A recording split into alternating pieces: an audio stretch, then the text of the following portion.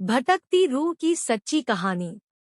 भूप्रेत के किस्से सुनने में बेहद रोमांचक और दिलचस्प लगते हैं, लेकिन क्या हो जब यह किस्से सिर्फ किस्से ना रहकर एक हकीकत की तरह आपके सामने आए। आज की युवा पीढ़ी भूत और आत्माओं के होने पर विश्वास नहीं करती, लेकिन जिस पर आप विश्वास नहीं करते वह असल में है ही नहीं। यह तो संभव नहीं है ना। आज हम ऐसे ही भूता स्थान से आपका परिचय करवाने जा रहे हैं, जिसके बारे में कहा जाता है कि इसका निर्माण स्वयं एक आत्मा ने किया था।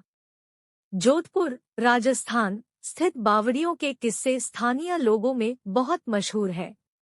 यहाँ पानी की कई बावड़ियां हैं, जिनमें से एक के बारे में कहा जाता है कि उसे भूत ने बनवाया था। जोधपुर से लगभग 90 किलोमीटर दूरी पर स्थित रठासी नाम का एक ऐतिहासिक गांव है।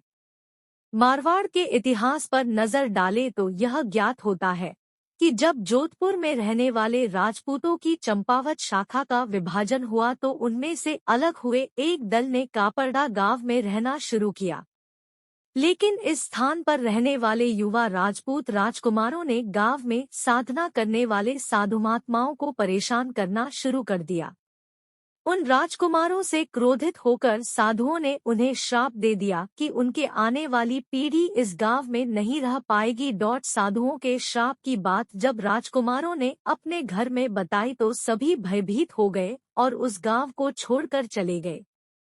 इस गांव को छोड़कर वह जिस गांव में रहने के लिए गए उस गांव का नाम है रठासी गांव। यह जोधपुर से लगभग 90 किलोमीटर की दूरी पर स्थित एक ऐतिहासिक गांव है।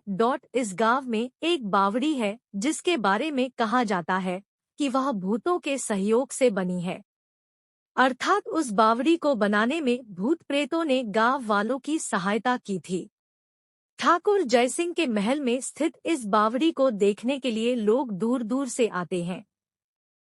इस बावड़ी के विषय में यह कहानी प्रचलित है कि एक बार जब ठाकुर जयसिंह घोड़े पर सवार होकर जोधपुर से रठासी गांव की ओर जा रहे थे, तब रास्ते में ठाकुर साहब का घोड़ा उनके साथ साथ चलने वाले सेवकों से पीछे छूट गया और इतने में रात हो गई।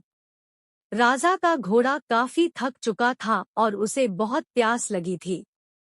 रास्ते में एक तालाब को देखकर ठाकुर जयसिंह अपने घोड़े को पानी पिलाने के लिए ले गए।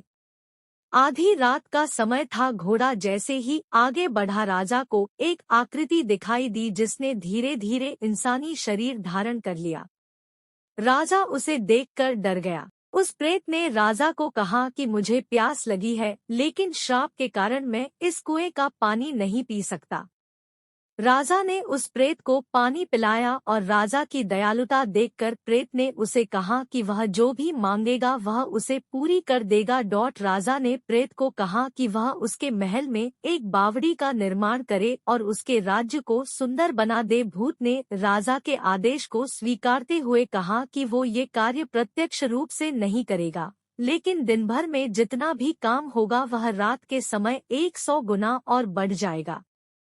उस प्रेत ने राजा को यह राज किसी को ना बताने के लिए कहा। इस घटना के 2 दिन बाद ही महल और बावड़ी की इमारतें बनने लगी।